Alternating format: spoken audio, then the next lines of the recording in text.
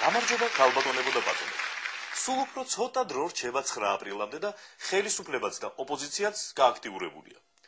უამრავი ოპოზიციური პარტია გაერთიანდა და ერთიანი ფრონტით ცდილობს დაამარცხოს სააკაშვილი.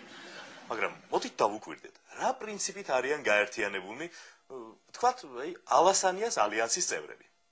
რესპუბლიკელები ცხადზე უცხადესია, რომ გასავლელია საპარლამენტო რესპუბლიკის მოდელი.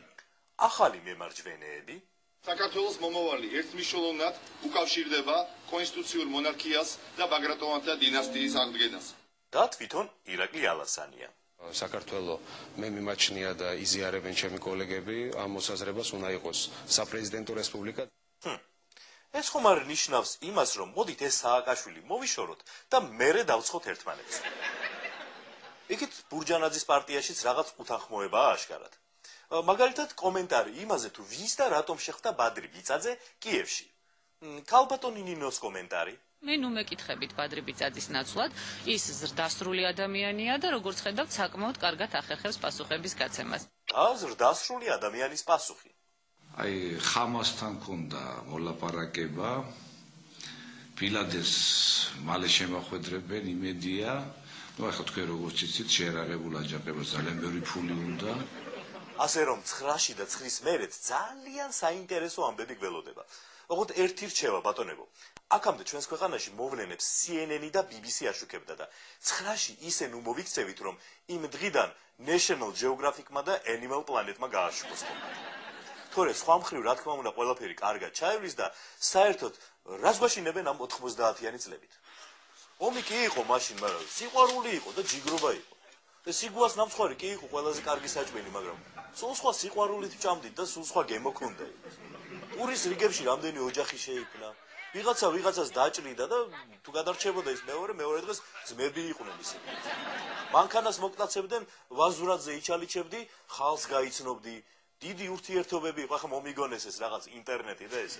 ბოლოს და ბოლოს თუ მართლა დაბრუნდა ის კარგი, ჯიგრული დრო, ერთი პატარა რჩევას მოგცემთ. ესე იგი, ვიღებთ ძველ თორნის პურს, ვალბობთ მარილ წყალში და წვავთ კერასინგაზე დადგმულ ტაფაზე. ეს არის 90-იანი წლების აჩმა. შემდეგ გადაცემაში ჩაგაწერინებთ მილსადენიდან მოპარული ნავთობიდან როგორ გამოვხატოთ ბენზინი. არა, ვიღაცებს გონიათ ახლა, რომ ამას იმიტომ ვამბობ, რომ ხალხი 9 აპრილის აქციაზე არ გავიდეს და მოსახლეობა შევაშინო. მაგრამ დამიჯერეთ ხალხო. მე თვითონაც მეშინია. ხო, ამასობაში კი სულ დამავიწყდა, რომ 1 აპრილია. გილოცავთ მეგობრებო. ჩვენს ქვეყანაში იმდენი იტყუება, რომ 1 აპრილი მგონი ეროვნულ დღესასწაულად უნდა გამოვაწყო. მაგრამ მოდით ისევ 9 აპრილის აქციას დაუბრუნდეთ. მინდა ვაღიარო, რომ მჯერა, ამ თარიღის მართლა მჯერა რა. ვიცი ხალხი გამოვა და მშვიდად, ყოველგვარი ისტერიკის გარეშე წამოუყენებს მთავრობას თავის მოთხოვნებს. სააკაშვილი აღიარებს შეცდომებს. ბურჯანაძე დაუბრუნებს რუსებს თავის ბინძურ ფულს. ბიწაზე ზრდასრული ადამიანი გახდება. საარჩევნო კოდექსი შეიცვლება უკეთესობისკენ და მთელი ქართველი ერი ერთად დავდგებით. და სწორედ ამიტომ, რადგან ქართველი ერთად იდგება, საოკუპაციო ჯარებს გავყრით ერთი გასროლის გარეშე და უმტკივნეულოც შემოვირიგებთ აფხაზ და ოს ერებს. იმიტომ რომ ჩვენ ქართველები ჭკვიანი ხალხი ვართ და ბრძენიერი ვართ. კიდევ ერთხელ გილოცავთ 1 აპრილს. და ბოლოს მინდა კიდევ ერთ საკითხს შევეხო, რომელიც დიდი ხანია მაწუხებს. ყველა ოპოზიციონერი თუ ოპოზიციურად განწყობილი საზოგადოების წარმომადგენელი ერთხმად გაიძახის. რუსეთს ტკბილი ენით უნდა დაველაპარაკოთო.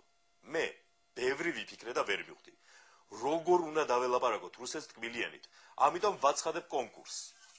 ძვირფასო ტელემაყურებლებო, ვინც იცით, როგორ უნდა დაველაპარაკოთ რუსეთს ტკბილი ენით, გთხოვთ გამოგიგზავნოთ თქვენი ნახატები ჩვენს გადაცემაში.